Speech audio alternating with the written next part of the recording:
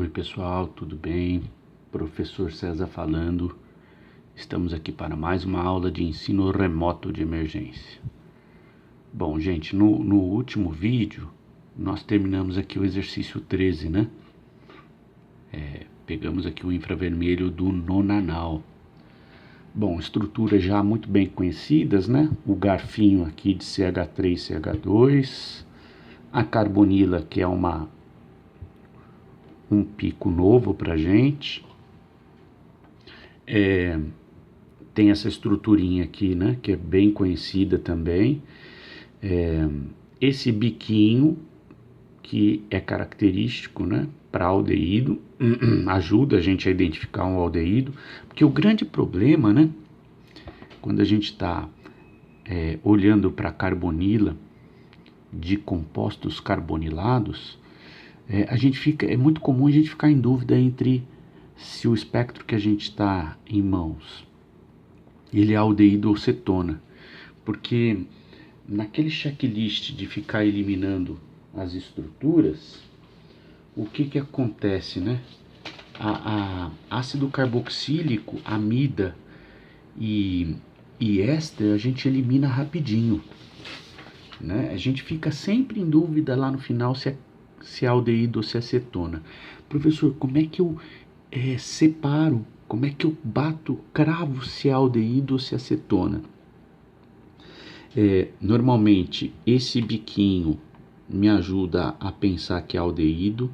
Esse piquinho, né, esse vale que vem coladinho na estrutura de carbono sp3 é também característico para aldeído. Normalmente não vem desse jeito na cetona, porque isso daqui é um pico de estiramento CH que fica no carbono que tem o dupla O, que no caso esse tipo de estrutura acontece em aldeído.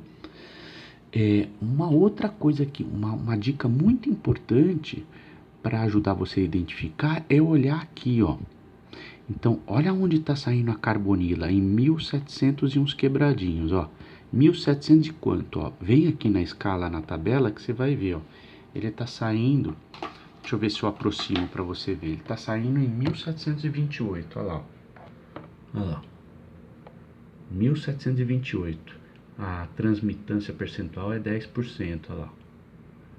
Então, por que eu quis mostrar isso para você, gente? Por causa do seguinte, quando você vem aqui na tabela de infravermelho, olha lá, você vai ver, olha lá, a carbonila, ó, ela aparece na função aldeído, na função cetona, na função ácido carboxílico, em diversas cetonas, em diversas funções. Só que é muito comum ela aparecer numa faixa, né? Então, a carbonila para aldeído, ela vai sair desde 1720 até 1740, em qualquer ponto, né? Isso daí para aldeído. Lá no nosso espectro, ela saiu em 1728 e ele tem um pico forte. A carbonila para cetona, ela sai um pouco recuada para a direita. Ela vai sair em 1705 até 1725 no máximo, né?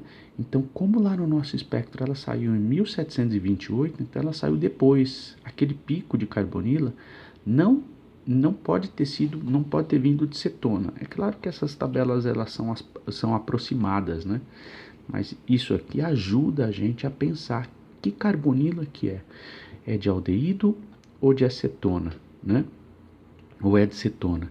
Então, normalmente a carbonila de aldeído fica um pouco mais para a esquerda, a carbonila de cetona um pouco mais para a direita.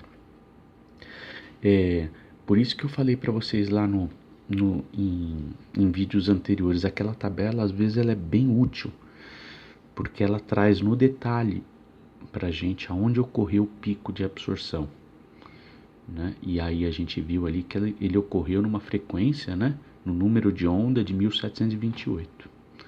Certo? Beleza, gente? Então aqui é um comentário importante a respeito do exercício 13. Por que eu quis fazer esse comentário? Porque agora nós vamos para o exercício 14, ó, vou mudar, ó. olha lá, vai sair a mesma carbonila. Olha lá, ó, viu? Ela saiu um pouquinho deslocada para a direita. Nossa, professor, mas como é que você enxergou isso? Não, eu não enxerguei, né? Se eu pego um espectro onde essa tabela está sendo omitida, fica difícil de fazer isso no olho. Mas se ela está aparecendo, ela ajuda a gente. Olha lá. Olha lá. Olha onde está saindo a carbonila agora. Ela está saindo em 1720 e não mais em 1728, né? Então, se ela está saindo em 1720, ó, pode ser carbonila de cetona. Deixa eu ver aqui. Olha lá, ela pode ser uma carbonila de cetona, porque ela está na faixa né, a faixa onde que sai a carbonila de cetona. Mas pode ser de aldeído também, ó, mas está no limite para aldeído, né? Então, pode ser de aldeído também. Beleza? Ó, pode ser de ácido carboxílico. Então, aqui, olha lá, esse espectro aí, perceba que ele está bem limpo, né? Então, vamos lá. Agora vamos para o checklist. Risco em 3.000. Risco em 1.500. Olha lá.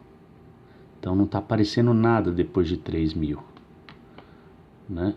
Não tá, depois de 1.500 está aparecendo só o pico de carbonila. Ó. Não está aparecendo nada em tripla, não está aparecendo mais nada, né? Então, o que a gente pode inferir a partir desse espectro? Olha lá. Ó. Vamos olhar para o espectro de massa, né? O espectro de massa me dá a informação da fórmula molecular. Um C5 deveria ter 12 hidrogênios, se fosse alcano. Mas tem 10, tem uma deficiência de 2 hidrogênios. Então é possível que haja dupla ligação, certo? É possível não, né? Como tem a carbonila, claro que tem dupla ligação, tá? Então, checklist. Vamos lá.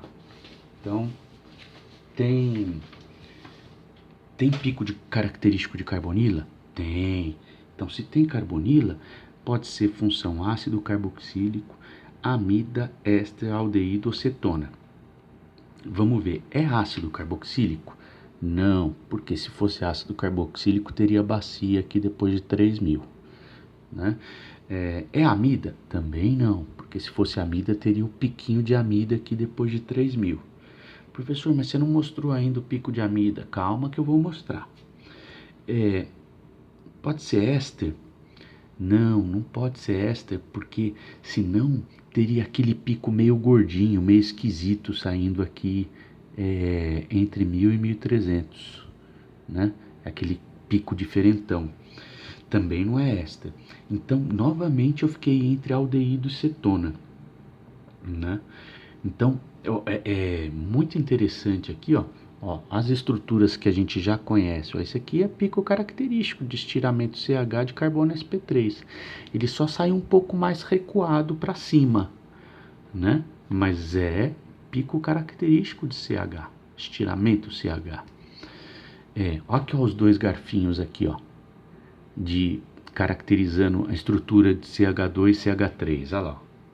Tá vendo? Olha só como é que a gente já tá ficando com o olho treinado para enxergar.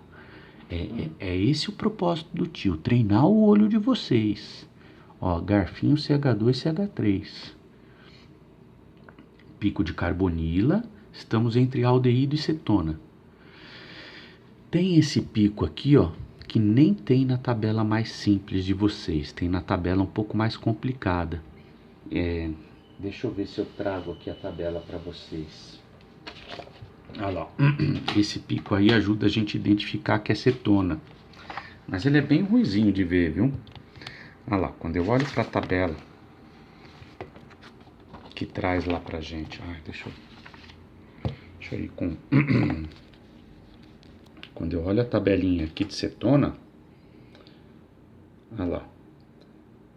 Você tem um pico aqui que vai sair lá entre 1.000 e pouco, 1.100 e pouco e 1.200, que é esse pico aqui, ó. tá? Ele é meio mediano, assim. Ele é médio e meio largo, tá? Mas esse pico aí, ele é bem ruim para cravar que é cetona, viu? O que ajuda a gente a identificar que aqui é um espectro de infravermelho, de uma cetona e não de um aldeído ó, não saiu o biquinho aqui, característico de aldeído, não saiu aquele pico colado aqui, ó, do espectro anterior. Vamos ver o espectro anterior, ó. Olha lá, ó. Presta atenção aqui nessa estrutura, olha lá, ó.